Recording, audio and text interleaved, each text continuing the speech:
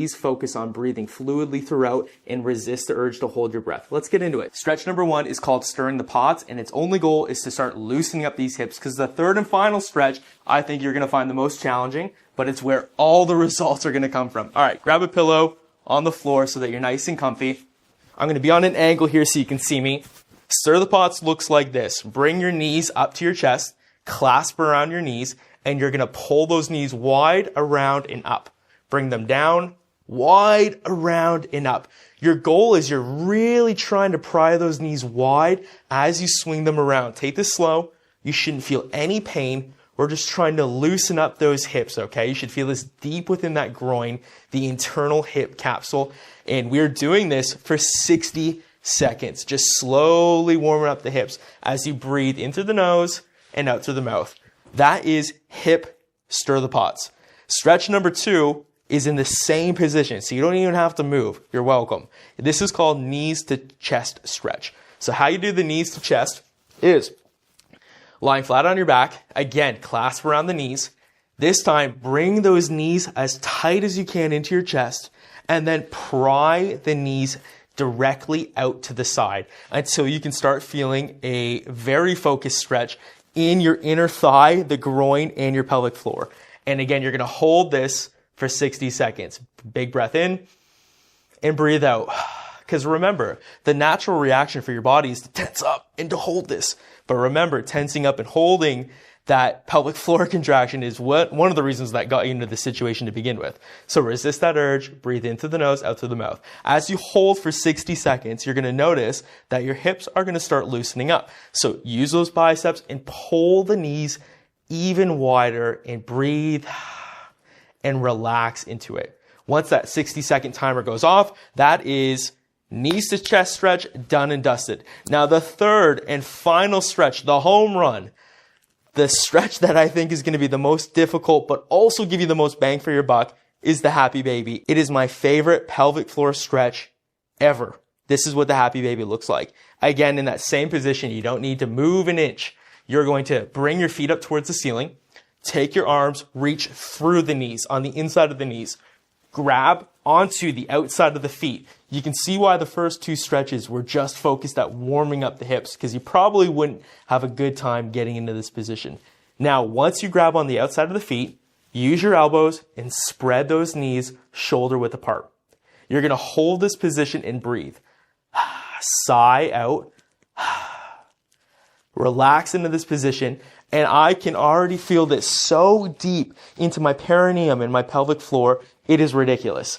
So close your eyes, breathe into it. Now, as that pelvic floor starts to loosen up and that stretch gets a little bit easier, well, guess what? Now you can pull those feet further into the ground. Bring those knees closer to the ground. And oh my word, is that a good stretch? I can barely talk through this. This is the happy baby. As you can see, you want a perfect 90-degree angle between your shin and your thigh. Feet are directly perpendicular with the ceiling, holding for, you guessed it, 60 seconds. I personally love happy baby pose. It's one of the ones I tell all my patients to do to help keep the pelvic floor relaxed and functioning normally. Even I do it all the time. All right, guys, those are my top 3 pelvic floor stretches that are going to help you just melt away all of the built up tone and tightness within your inner thighs and your pelvic floor muscles. They are the exact opposite of Kegel exercises. Now, what worked really well for me was doing this routine twice a day. I would do it first thing in the morning to kind of set myself up, and then I would do it at night after dinner. Twice a day, holding each for 60 seconds. That's all it took for me to start down regulating and stretching my pelvic floor. I don't want to give off the wrong idea. We are not demonizing Kegels. Kegels certainly play their role, especially in increasing the strength and rigidity of your erections and helping you empty your bladder. But when you are dealing with premature ejaculation, they are not helpful.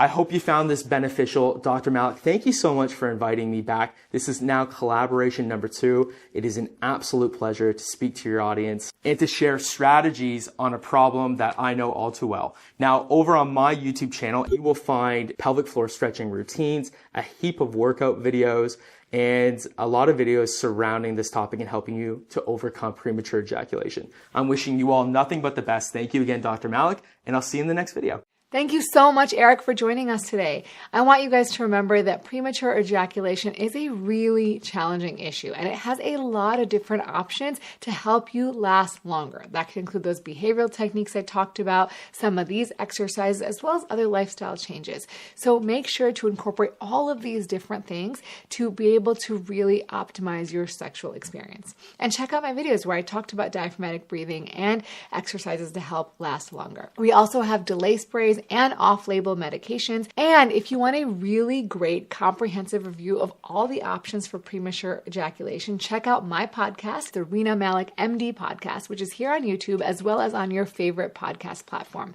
The episode is titled The Truth About Premature Ejaculation Most Men Don't Know. And if you have questions about physical therapy, Eric's channel has tons of more content on pelvic floor health and men's wellness. So make sure to check out the link in the description below. Did you guys know that YouTube shows my videos to more people when you subscribe? That means that more people who are struggling in silence get actual evidence-based solutions. So if this helped you, subscribe to help the next person.